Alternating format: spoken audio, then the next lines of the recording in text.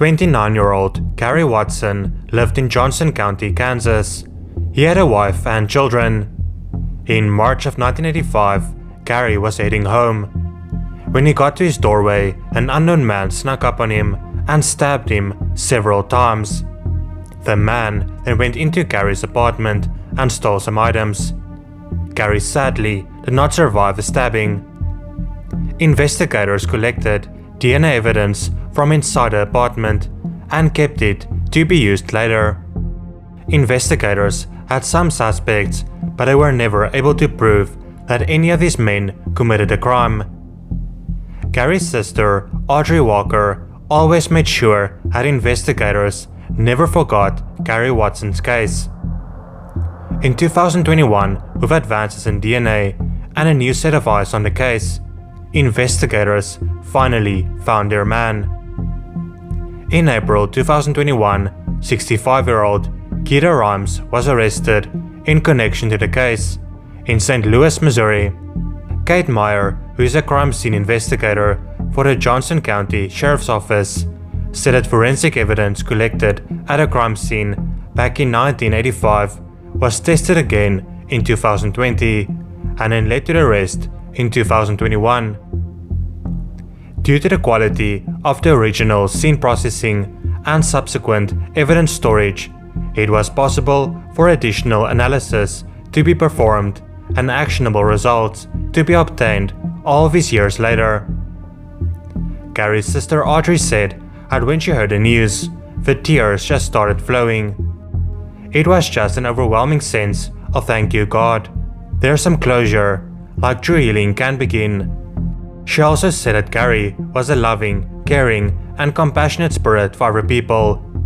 Audrey said that her family never gave up hope.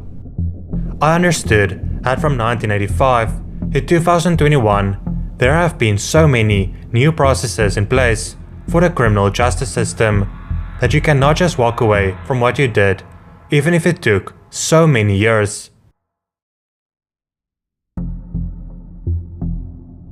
Angela Christine Mack was born on March 16, 1982 in Escondido, California. Just after middle school, her family relocated to Salem, Arkansas in Fulton County. Their home was set in farming country in the foothills of the Ozarks. Angela was described as outgoing and fun. She quickly made a close circle of female friends. A friend of hers by the name of Tiffany Thomas described her. She was short and spunky, outgoing and dramatic, loud but so much fun. She was always trying to make people laugh, pulling a prank or playing a joke on someone. In 1998, 16-year-old Angela had a son named Michael with her husband, Tommy Retiu. The marriage did not work out, so Tommy and Angela got divorced. In 2000, Angela had another son, Matt, with Jeremy Niederbrack. This relationship was also short-lived. In 2002, Angela married James Cox. They lived in Salem, Arkansas. On May 29, 2002, Angela and James were involved in a head-on two-car fatality crash on State Highway 9 in Fulton County. Angela and James sustained serious injuries but survived.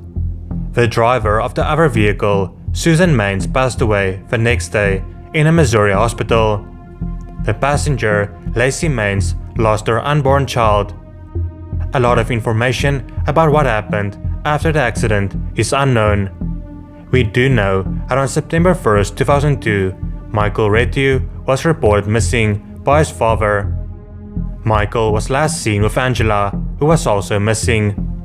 Strangely enough, Angela was only reported missing in 2004 by her mom 2 years later. It is not known why her husband at the time, James Cox, or anyone else did not report her missing earlier. It honestly appears as if investigators only bothered looking into the two disappearances in 2020.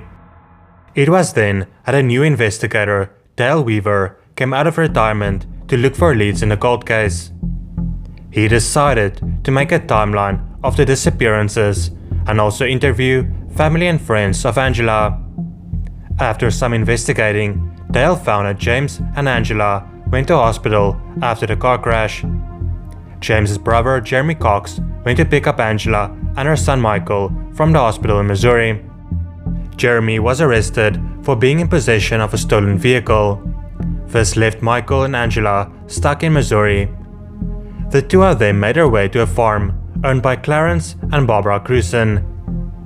In October 2020, Dale Weaver contacted Barbara.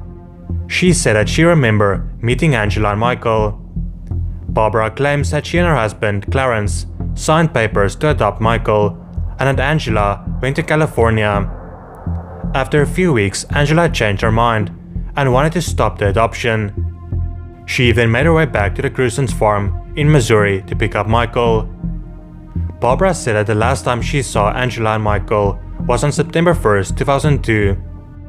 In April 2021, investigators got Barbara to do a polygraph test. She failed. After the test, Barbara decided to confess. She told them that her husband Clarence took the lives of Angela and Michael. He then got rid of the evidence by burning their bodies in a furnace. Investigators could not question him as his life was taken in 2012. Investigators believe Barbara and now sees this case as solved. There are, however, still a lot of questions. Her family still does not know where her remains are. It also does not make sense to me how her husband did not report her missing after he was released from the hospital. The motive for the crime seems to be that Clarence was greatly angered by Angela changing her mind regarding the adoption.